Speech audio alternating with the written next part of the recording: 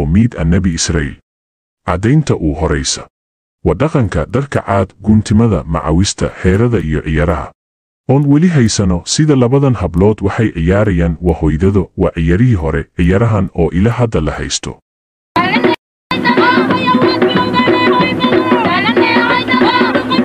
caddaynta labad wajeexan bada ka imaanaya Egibt ku dhammaanaysa geeska wajeexii nebi muuse soo mariyey dadkii naga horeeyey caddaynta saddexaad las qoray sawirka ku yala u fiirso waa sidii ilaahay quranka nagu sheegay qofkan wuxuu cabuuday Yasaac waxaad ku garata gacmaha kor u tagay